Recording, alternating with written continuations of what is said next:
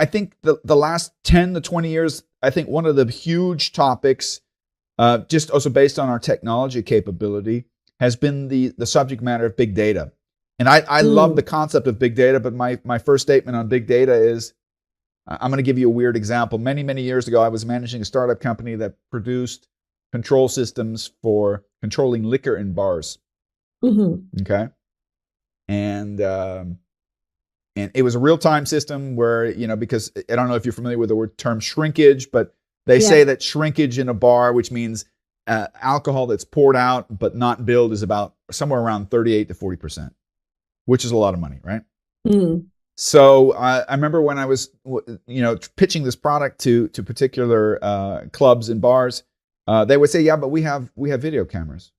Mm. And I said, "Well, how many video cameras?" We have 20 video cameras. I said, "Well, how long do you film?" Well, 10 hours. So you have 20 video cameras that film 10 hours. Mm. That's big data. Mm. He says, "And do you sit down afterwards and look at all that?" They go, "No."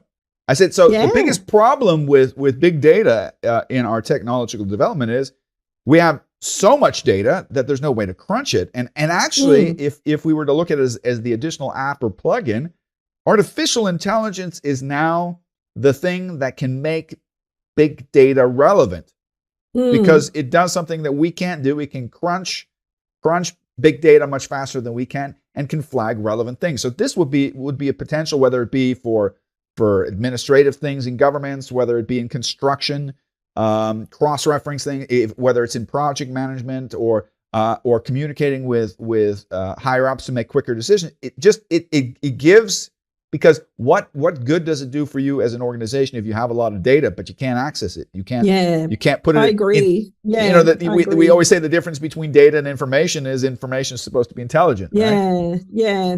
Like I see big data in AI as like it's a sort of, I don't know, symbiotic relationship, synergistic relationship. Yep. There's a good word. Yep. And basically big data analytics needs to leverage AI for better data analytics. Yep. But AI requires a massive scale of quality information and data to learn, improve decision-making processes.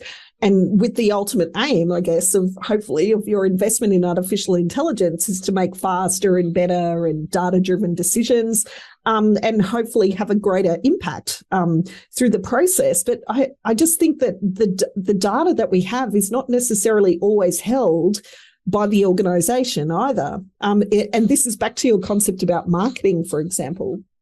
That market insights that are generated by the group. Imagine a credit card company where every time I go and pay, like today, pay for my lunch with my credit card, there's that bit of data that comes through and processes and says that Elissa had lovely Vietnamese for lunch today. And so therefore, big data is all about the volume, but it's also about the velocity and the variety of data that comes through the process. And then AI needing to be sensibly parametered to be able to make meaning without it, again, from an ethics perspective, potentially put two lots of information together and say Elissa only ever eats Vietnamese.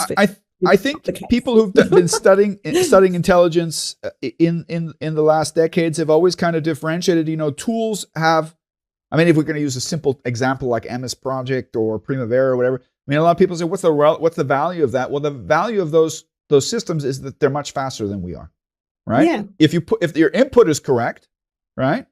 You put in relevant input and you push on a button. And I don't know, you're calculating value flow or you're calculating network diagrams, and you have a change request, you can, within seconds, calculate what the impact theoretically would be. Yes. Okay, with a certain level of veracity, which it would take you hours, days, if not weeks to do as a human being. I think what human beings have always felt comfortable with is to say, well, yeah, but those systems are fast, but they're stupid. Without us, they can't subsist. I think the fear that a lot of people have now with artificial intelligence is artificial intelligence coming for our lunch. But we can discuss that.